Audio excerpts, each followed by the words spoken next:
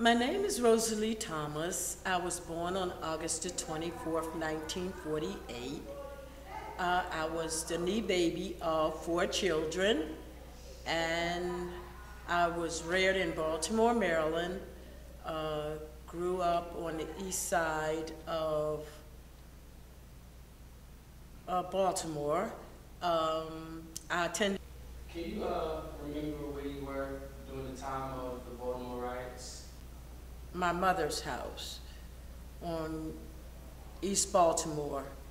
During that time when the news was broadcast, everything just went in an uproar.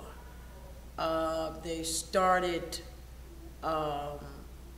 looting and breaking into stores and setting stores on fire, and it had gotten to the place where it had really gotten out of hand, where they were just going into stores and stealing furniture and televisions, and what they were doing, they were burning stores. And during that time, there was the Burley Market down on Orleans Street, and it was called Gay Street when I was growing up.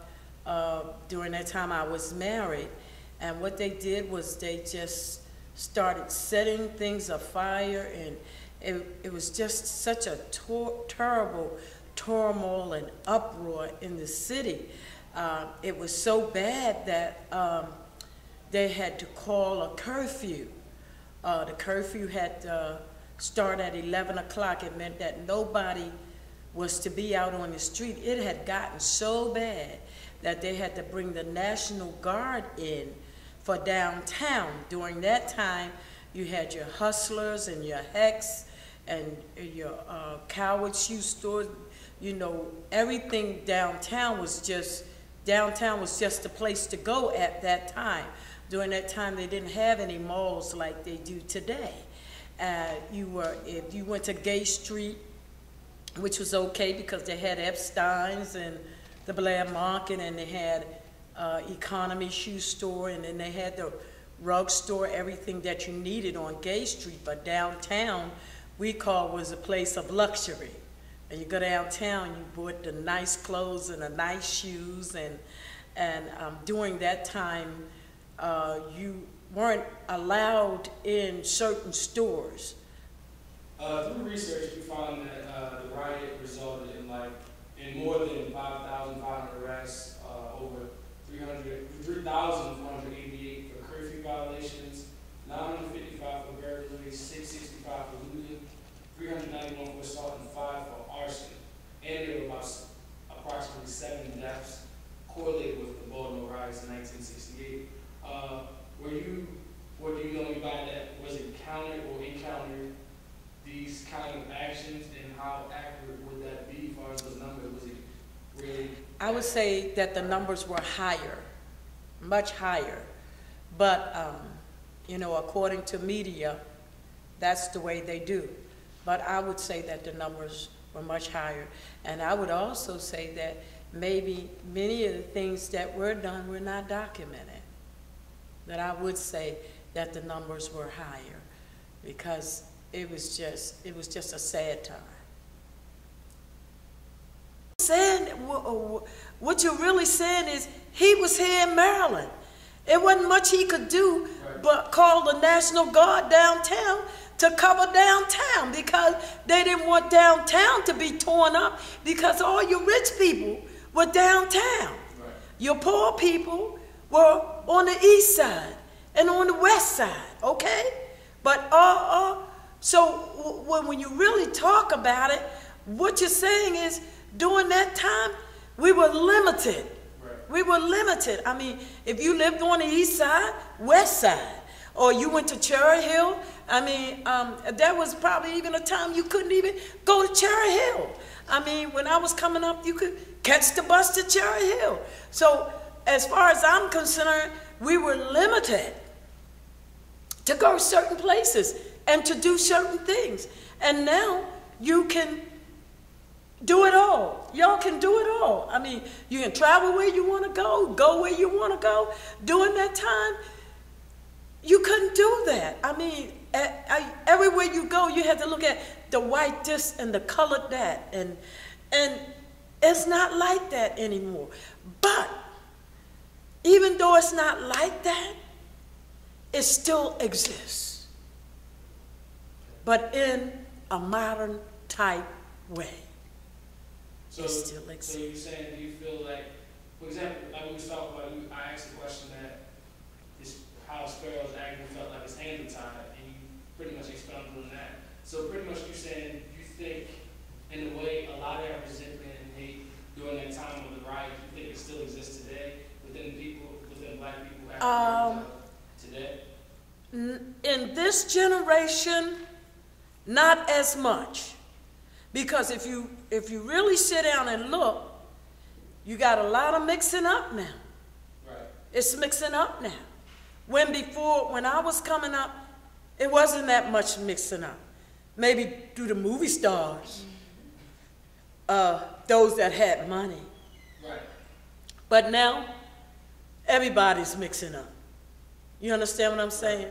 But when I was coming along, no, it wasn't a lot of mixing up. But now, it's happening. Everybody is mixing up. I guess if you go even down into the rural areas like Mississippi and Alabama and Tennessee, I believe Tennessee is still a little like that. Right. Actually, Tennessee was one of the founding states of the Ku Klux Klan. Oh, yes, so yes, yes. That was before, I believe, the 1900s, though. But they started back up again. Yes. Once, of course. One question I want to ask you is, you remember leaders like Booker T. Washington, Yes. W.B. Du Bois, then Martin Luther King. Do you think Martin Luther King was superior to them, or do you think that he was in a class of his own? Because those people were considered black leaders at the time.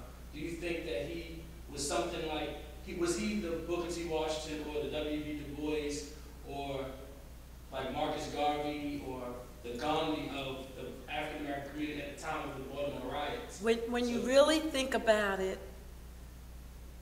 he was a special, I wouldn't call him a Gandhi. I wouldn't call him Du Bois. I would say he was he. He was he. He was. That's what I would say. He was. He did what they could not do. He was. He. When you look back at it, all of those thousands of people over there in Washington, D.C., look how many cultures he brought together. He was he. He was he. You couldn't match him. I don't even think you could match him today. He was he. So, of course, from the Baltimore Riots, after that, there was somewhat of a reconstruction period here in Baltimore. Do you think, when they reconstructed Baltimore, what do you think was the mindset of the people in power? I know for a fact, a lot of them felt as though that they didn't want something like that to happen. Do you think any preventative measures were done? Like, for example, to prevent that from happening again, or do you think that the white race at the time, yes, they prevented it from happening again, because when you really think about it, they built boundaries. And the boundaries that they used were the highways. Think about it. There's a boundary going around Baltimore City. Boundaries. So yes, they did things to prevent it. But you say reconstruction, they only, to me, reconstructed boundaries. The memories of growing up, the memories of seeing things the way they were, will never be again. This is a new day and a new time. And just like I said before, when they take your landmark away, and the landmark, it was a landmark, and it's gone. to ride past and to see that it's gone, and to see that so many memories of growing up are gone. It's just a new time and a new day. And I remember my aunt saying, God rest her soul, she was 80-some years old, she said, I just don't understand. I can't get with it. Everything is different now. The landmarks that we used to have, we don't have anymore. So it's a different time.